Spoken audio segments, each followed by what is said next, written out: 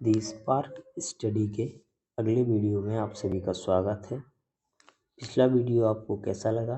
कृपया इस वीडियो में अपनी राय बताएं और कितना अच्छा सुधार हम कर सकते हैं वो हम पूरी कोशिश करेंगे। तो अपनी जो करंट अफेयर की क्लास चल रही है उसमें आगे है अंकटाट का विश्व निवेश रिपोर्ट 2025। 27 जून 2025 को संयुक्त राष्ट्र व्यापार एवं विकास सम्मेलन द्वारा प्रकाशित विश्व निवेश रिपोर्ट 2025 में विकासशील देशों में विदेश प्रत्यक्ष निवेश की स्थिरता और सतत विकास लक्ष्यों में घटते निवेश को चिह्नित किया गया है। 2024 में अफ्रीका में FDI 75% बढ़कर 97 अरब डॉलर पहुंच गया है।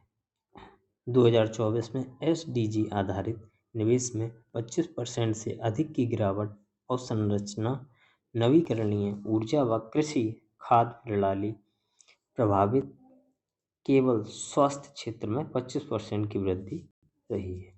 इसी क्रम में आगे पढ़ेंगे हम कृषि एवं संबद्ध क्षेत्रों पर NSO की सांख्यिकी रिपोर्ट। 27 जून 2025 को NSO द्वारा कृषि और संबद्ध क्षेत्रों से उत्पादन के मूल्य पर सांख्यिकी रिपोर्ट 2011-12 से 2023-24 प्रकाशित की। कृषि एवं संबद्ध क्षेत्रों का सकल मूल्य वर्धन GVA 1502,000 करोड़ 2011-12 से बढ़कर 4878,000 करोड़ 2023-24 हो गया है। स्थिर कीमतों पर सकल उत्पादन मूल्य GVO 1908,000 करोड़ से बढ़कर 2949,000 करोड़ पहुंच गया है। UP, MP, पंजाब, तेलंगाना और हरियाणा ने अनाज GVO में 53% योगदान दिया, यानी कि 53%। यूपी का हिस्सा 18.6% से घटकर 17.2% हुआ है, अतः स्थलीय मत्स्य का हिस्सा घटा जबकि समुद्री मत्स्य का महत्व बढ़ गया है। इसी क्रम में आगे पढ़ेंगे हम भारत मालदीव रणनीतिक साझेदारी। 25 जुलाई 2025 को प्रधानमंत्री नरेंद्र मोदी की माले यात्रा के दौरान भारत और मालदीव ने 6 समझौता ज्ञापन MOU पर हस्ताक्षर किए हैं और भारत ने 4,850 करोड़ की ऋण सहायता प्रदान की है मालदीव को। इसी क्रम में आगे है 17वां ब्रिक्स शिखर सम्मेलन जो रियो डी जेनेरो में संपन्न हुआ है। 6 से 7 जुलाई 2025 को 17वां ब्रिक्स शिखर सम्मेलन ब्राजील के रियो डी जेनेरो में आयोजित हुआ।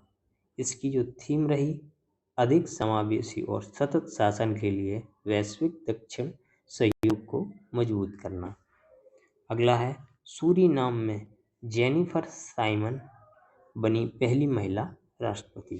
7 जुलाई 2025 को सूरीनाम की संसद ने ऐतिहासिक गठबंधन समझौते के बाद जेनिफर साइमन को देश की पहली महिला राष्ट्रपति के रूप में निर्वाचित किया है। अगला है रूस बना तालिबान सरकार को मान्यता देने वाला पहला देश। 4 जुलाई 2025 को रूस ने अफगानिस्तान के नए राजदूत के प्रमाण पत्र स्वीकार कर तालिबान सरकार को औपचारिक रूप से मान्यता देने वाला पहला देश बन गया है। तालिबान ने अगस्त 2021 में सत्ता संभाली थी, तो रूस तालिबान सरकार को मान्यता देने वाला पहला देश बन गया है। इसी क्रम में आगे है प्रधानमंत्री की त्रिनिदाद और टोबैगो राजकीय यात्रा। 4 जुलाई 2025 प्रधानमंत्री मोदी की त्रिनिदाद और टोबैगो राजकीय यात्रा के दौरान विभिन्न समझौतों पर हस्ताक्षर किए गए और कई महत्वपूर्ण घोषणाएं की गईं। गीता महोत्सव का आयोजन किया गया और त्रिनिदाद के पंडितों के लिए भारत में प्रशिक्षण की घोषणा की गई। त्रिनिदाद और टोबैगो ने भारत के वैश्विक पहलों coalition of disaster resilient infrastructure और ग्लोबल बायोफ्यूल अलायंस में शामिल होने की घोषणा की है। अगला है OPCW की एशिया क्षेत्रीय बैठक नई दिल्ली में। 3 जुलाई 2025 को रासायनिक हथियार निषेध संगठन OPCW द्वारा एशिया क्षेत्र के सदस्यों देशों की 23वीं क्षेत्रीय बैठक नई दिल्ली में आयोजित की गई, जिसमें 24 एशियाई देशों ने भाग लिया है। CWC 1997 में लागू हुआ। OPCW इसके क्रियान्वयन के लिए 193 सदस्य देशों के साथ कार्यरत है। OPCW को 2013 में नोबेल शांति का पुरस्कार मिल चुका है। इसी क्रम में अगला है भारत घाना संबंधों में ऐतिहासिक प्रगति। 2 जुलाई 2025 को मोदी ने घाना की राजधानी अक्रा में राष्ट्रपति जॉन द्रमानी महामा के साथ व्यापक वार्ता की है। यह 30 वर्षों में पहली भारतीय प्रधानमंत्री की राजकीय यात्रा थी, जिसमें भारत घाना संबंधों को व्यापक सहयोग के स्तर तक ले जाने पर सहमति बनी। पीएम मोदी ने घाना का सर्वोच्च नागरिक सम्मान officer of the order of the star of घाना प्रदान किया। इसी क्रम में आगे है आसियान भारत क्रूज डायलॉग 2025। 30 जून 2025 को चेन्नई पोर्ट में केंद्रीय बंदरगाह, जहाजरानी और जलमार्ग मंत्री द्वारा पहले आसियान भारत क्रूज डायलॉग का उद्घाटन किया गया है, जिसमें 10 आसियान देशों और तिमोर लेस्ते के प्रतिनिधियों ने भाग लिया है। इसी क्रम में आगे हम पढ़ते हैं डायलॉग का आयोजन चेन्नई पोर्ट पर MB इम्प्रेस पर हुआ। 2 थीमेटिक सत्र आसियान भारत सहयोग निधि व्यापक और निवेश और आसियान भारत क्रूज पर्यटक सर्किट क्रूज पर्यटन आयोजित किए गए। इसी क्रम में आगे हम पढ़ते हैं क्वाड देशों का एट सी ऑब्जर्वर मिशन। 30 जून 2025 को भारत, जापान, अमेरिका और ऑस्ट्रेलिया के कास्ट गाइड ने विलिंगटन घोषणा के तहत पहली बार Quad at sea ship observer mission launch किया। क्वाड के प्रत्येक देश के 2 अधिकारी US coast guard cutter Stratton पर सवार हुए, जो वर्तमान में गुआम की ओर रवाना हुआ। अगला है रवांडा कांगो शांति सम्मेलन। 28 जून 2025 को वाशिंगटन DC में रवांडा और democratic Republic of Congo DRC ने अमेरिका मध्यस्थता में वर्षों पुराने संघर्ष को समाप्त करने हेतु शांति समझौते पर हस्ताक्षर किए हैं। इसी क्रम में अगला है UN80 पहल। 27 जून 2025 को UN ने UN80 पहल UN80 इनिशिएटिव की शुरुआत की, जिसका उद्देश्य बढ़ती वैश्विक चुनौतियों जैसे संघर्ष, विस्थापन, असमानता व जलवायु परिवर्तन के बीच संगठन की कार्यक्षमता को सशक्त बनाना है। इसी क्रम में आगे हम पढ़ेंगे इसरो नासा का संयुक्त उपग्रह निसार। 30 जुलाई 2025 को इसरो और नासा द्वारा संयुक्त रूप से विकसित पृथ्वी अवलोकन उपग्रह निसार का प्रक्षेपण श्रीहरिकोटा स्थित सतीश धवन अंतरिक्ष केंद्र से GSLV F-60 रॉकेट द्वारा किया गया है। निसार एक द्विआवर्ती synthetic aperture radar dual frequency SAR उपग्रह है, जिसमें नासा का L बैंड और इसरो का S बैंड शामिल है, जो 12 मीटर के अनफरलेबल मेश रिफ्लेक्टर एंटेना से लैस है। यह उपग्रह पूरी पृथ्वी का 12 दिनों में एक चक्कर लगाता है और दिन रात किसी भी मौसम में उच्च रिजोल्यूशन डाटा एवं सतह से सूक्ष्म परिवर्तनों की जानकारी प्रदान करेगा, जैसे समुद्री बर्फ, वनस्पति, तूफान मॉनिटरिंग, मेह की नमी व सतही जल का मानचित्र भी देगा। इसी क्रम में आगे है भारत की पहली स्वदेशी मलेरिया वैक्सीन एडफॉक्सीवैक्स। 20 जुलाई 2025 को भारत ने मलेरिया के खिलाफ अपनी पहली स्वदेशी वैक्सीन एडफॉक्सीवैक्स विकसित करने में सफलता प्राप्त की है। भारतीय चिकित्सा अनुसंधान परिषद (आईसीएमआर) के भुवनेश्वर स्थित क्षेत्रीय चिकित्सा अनुसंधान केंद्र द्वारा विकसित एडफॉक्सीवैक्स मलेरिया फैलाने वाले प्लाज्मोडियम फैलसीपैरम के विरुद्ध कारगर है। वैक्सीन कमरे के तापमान पर 9 महीने तक प्रभावी रहेगी। 2027 तक शून्य मलेरिया मामला और 2030 तक मलेरिया उन्मूलन हो जाएगा। इसी क्रम में आगे पढ़ते हैं 2 विशालकाय ब्लैक होल्स का विलय। अब तक का सबसे विशालकाय ब्लैक होल विलय दर्ज किया गया है, जिसे GW231123 नाम दिया गया है। यह घटना 2023 में हुई थी, लेकिन इसका विश्लेषण और सार्वजनिक प्रस्तुति 15 जुलाई 2025 को ग्लासगो में GR24 और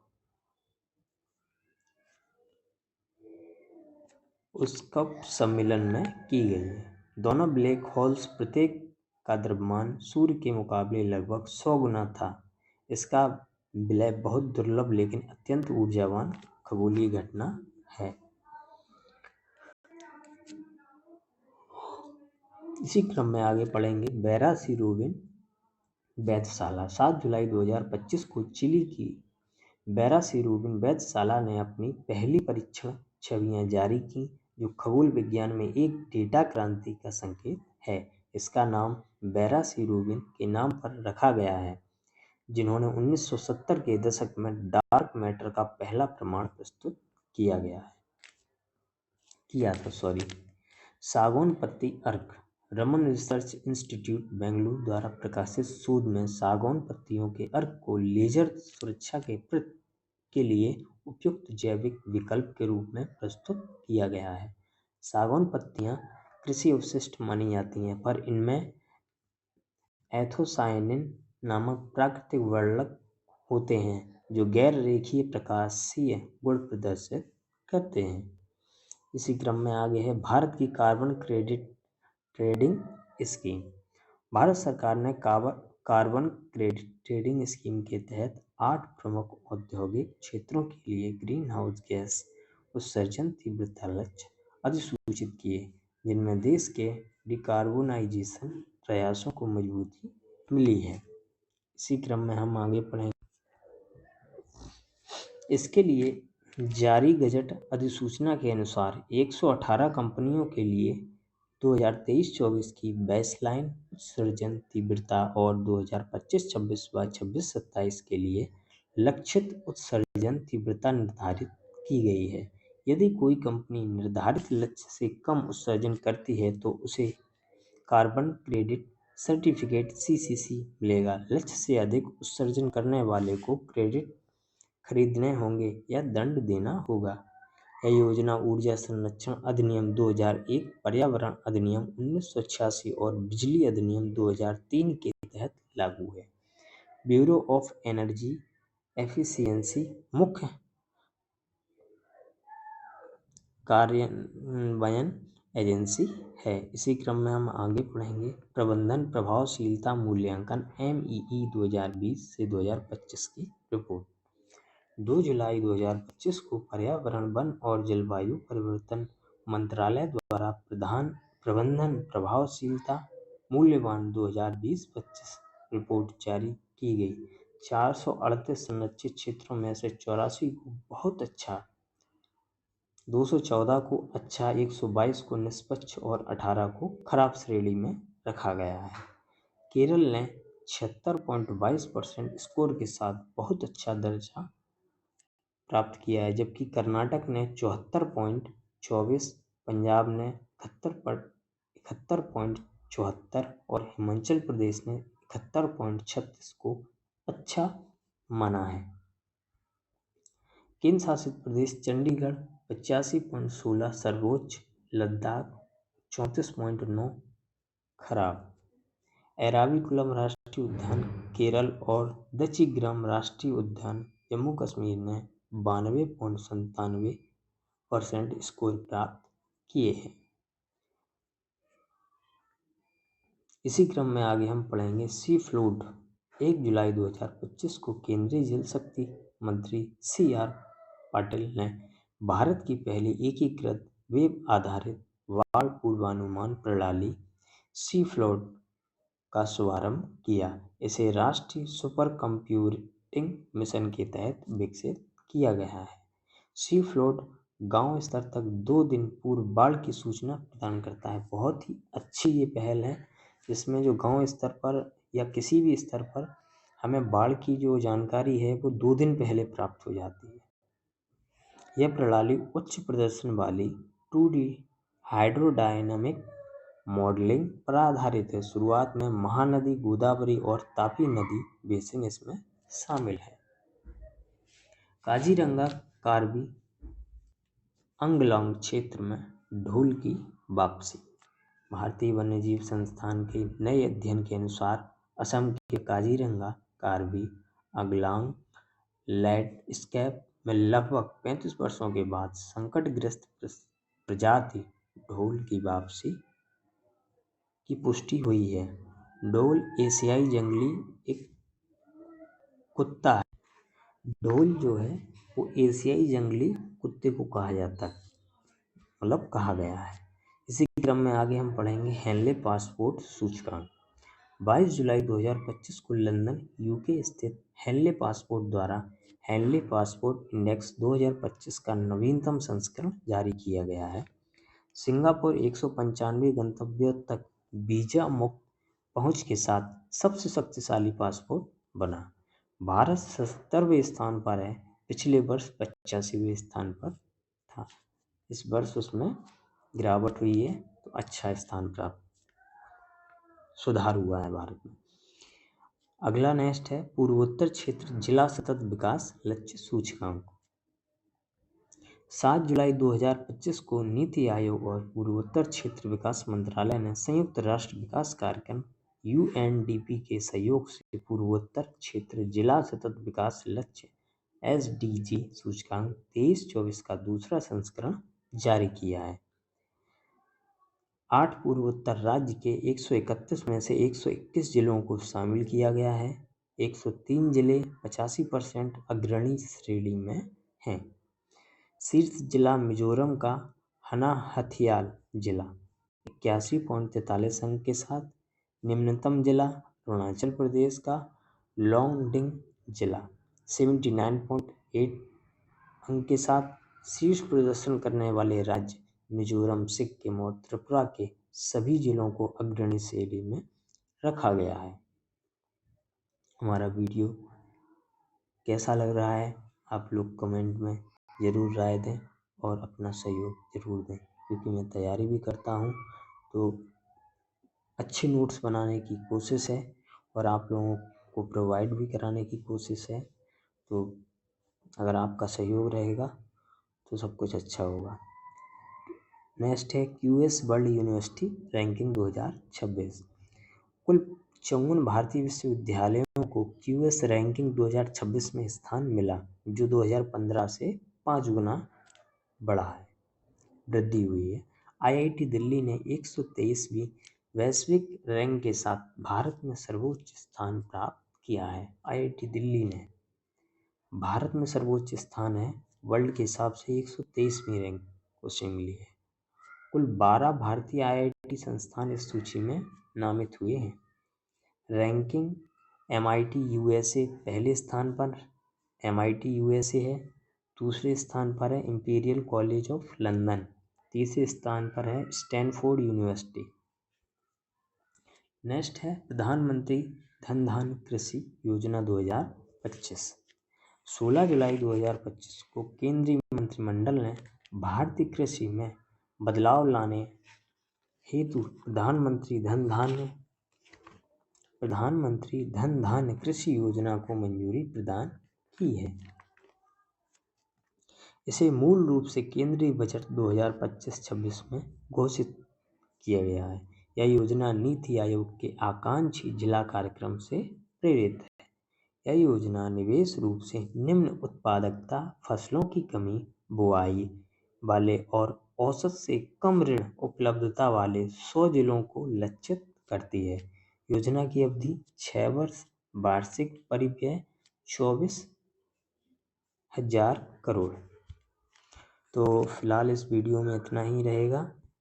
आपको वीडियो कैसा लगा अपनी राय दें, उसमें हम सुधार करेंगे और ज़्यादा से ज़्यादा शेयर ना भी करें तो भी ठीक है, क्योंकि हम अपनी कोशिश करेंगे तो एक न एक दिन हमारे वीडियो और क्लास आगे जाएगी ज़रूर। तो आज के लिए सभी को धन्यवाद।